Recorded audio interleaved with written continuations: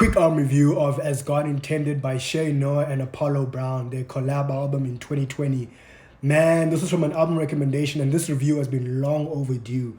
But I've just been sitting with this album and really digesting it and really trying to come up with the right words to really describe how special this album is. You know, coming into this album, I definitely had some sort of expectations because I have had prior exposure to Apollo Brown, his collab album with Ghostface Killer, The Brown Tape, which I've mentioned on this page and I'll mention it again. Highly recommended. Apollo Brown just having this crisp, distinct sound to his production that just makes for an atmospheric and just for an amazing body of work, and it's no different on this album, which I thought the chemistry between Apollo Brown and Shay on this album is just, it's beyond perfect, man, because you have this crisp sound from Apollo Brown and this crisp flow and delivery from Shay Noir, who, man, she has an elite pen.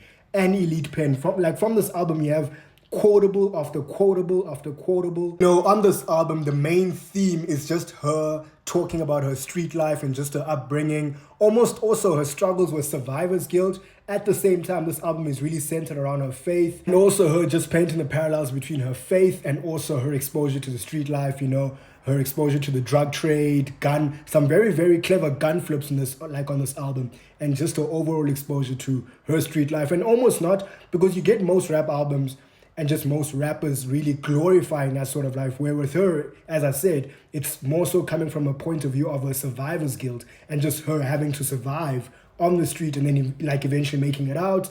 And this is what this album is based upon. Just you can hear that she's rapping straight from the heart, man. You know, straight out the gate with the first three songs, which are some highlights on this album, which this album honestly has no filler whatsoever. But these three are three of the highlights for this album. Straight out the gate, she's already setting the tone for what to expect for the rest of the project, which is just 14 tracks of just heat. And these first three tracks really set the tone of, you know, yet again, her street life. And just her very cleverly flipping bars about gun trade, drug trade, and just her experiences and her exposure to that sort of life. And on a song like Hustle Don't Give, where it features none other than Black Thought, where I think she gets the better of Black Thought, which you could argue that Black Thought doesn't really get out of second gear. But nonetheless, she really does get the better of Black Thought in here.